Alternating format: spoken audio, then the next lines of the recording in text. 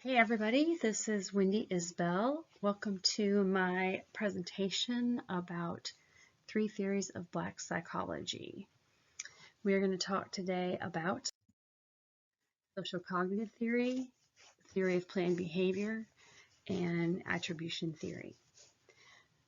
So I'm going to start with social cognitive theory. This theory is the view that people learn by watching others. In psychology, it explains personality in terms of how a person thinks about and responds to our social environment. And in the 1960s, this scientist named Albert Bandura did these experiments that are famous using the social cognitive theory, and they were called the Bobo doll experiments.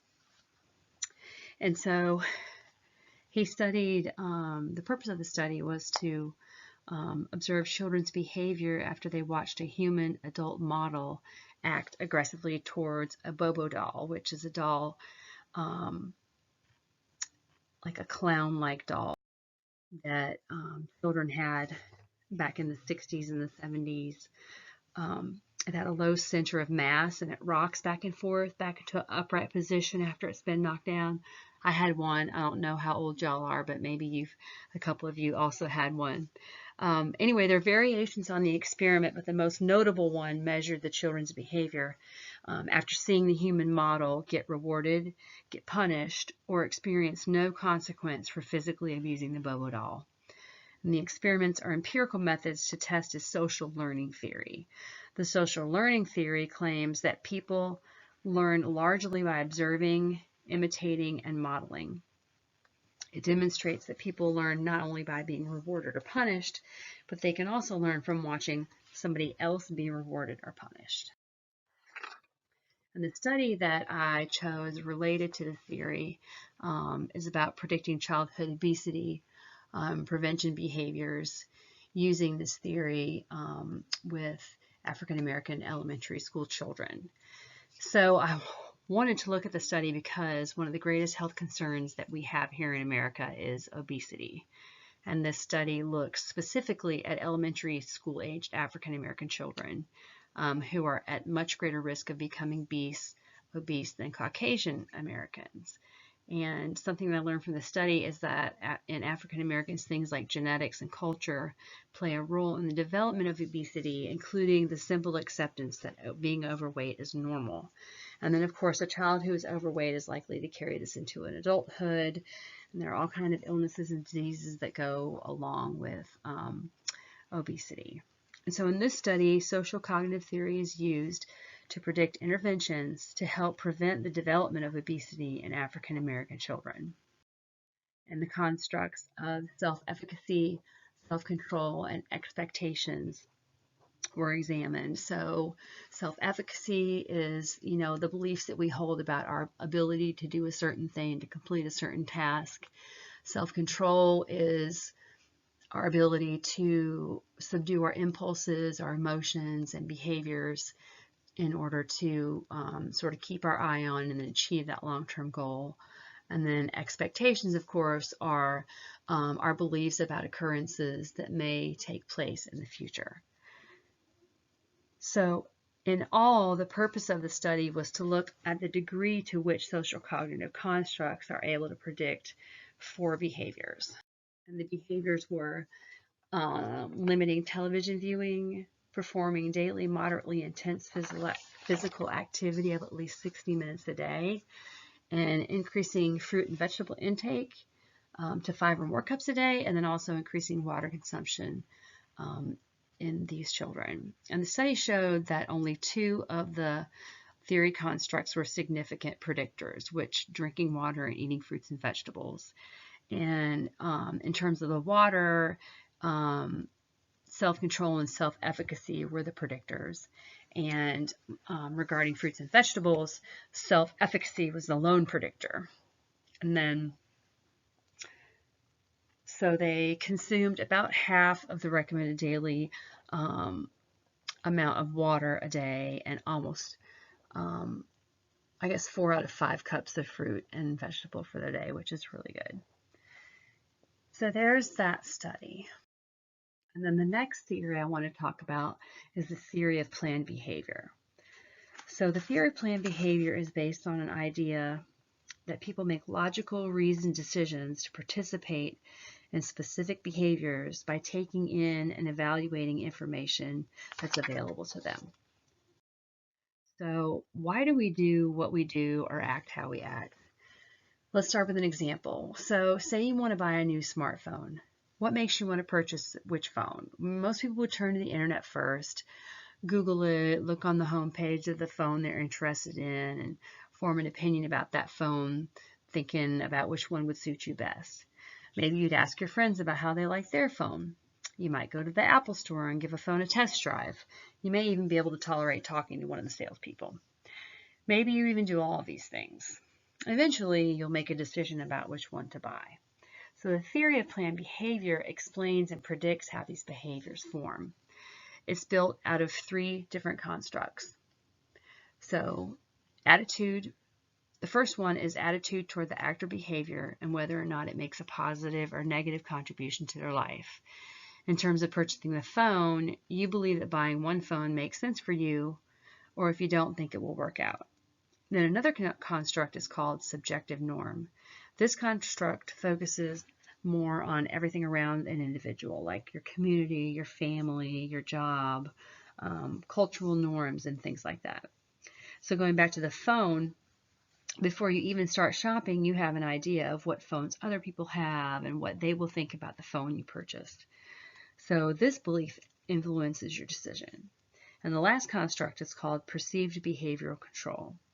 And with this construct, we express how easy or hard it is for us to act a certain way or display certain behaviors.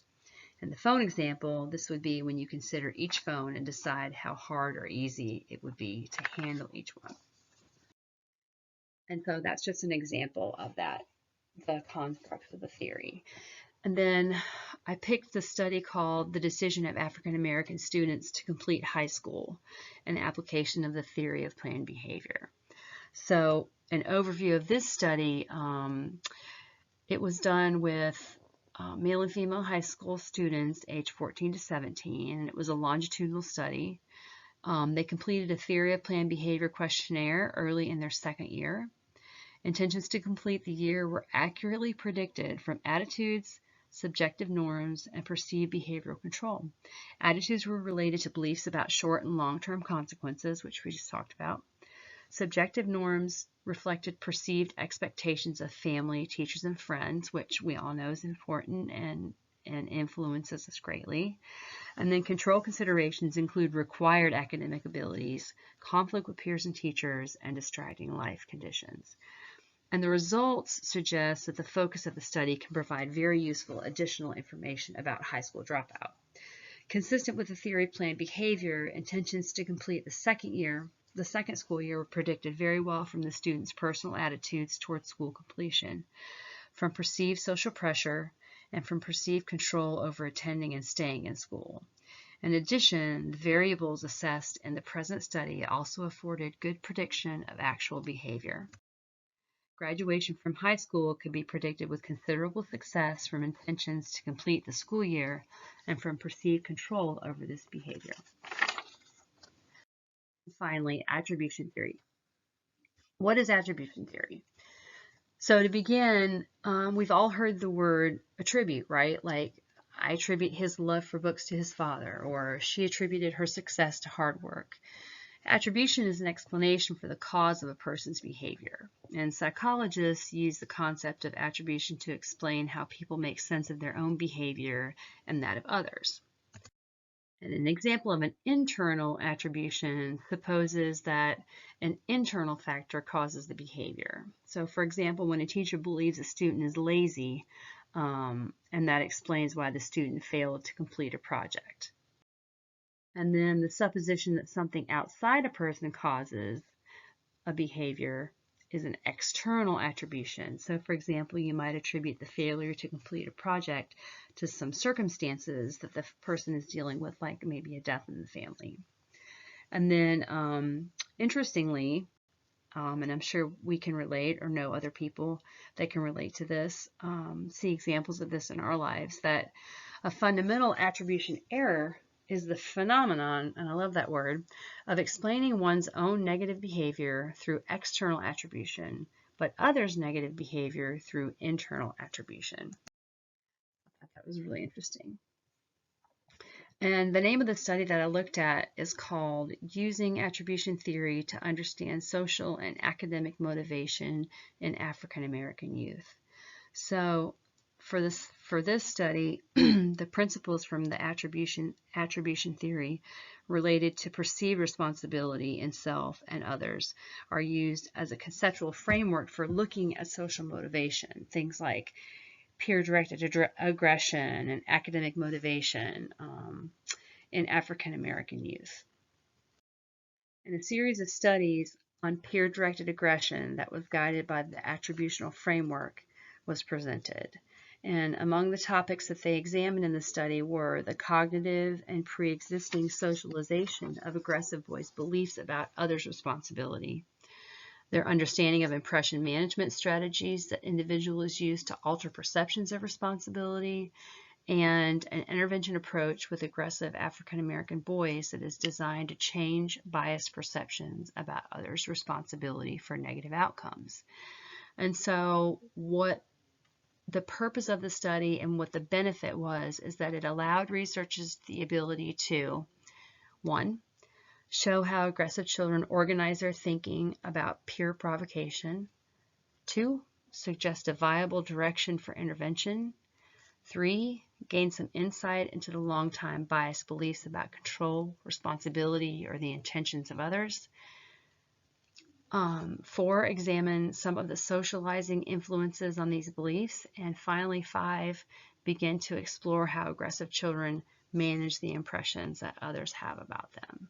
So I thought this study was really meaningful and can be applied and be really helpful with children of this age. So that's it. That's all I have. Questions to consider. What role do you think empathy and or sympathy played in Bandura's doll experiments? And in the second experiment, do you think the results would be different if the students were younger, or what if they were college students? So those are my questions for you. Thanks for listening. I look forward to seeing your presentations as well.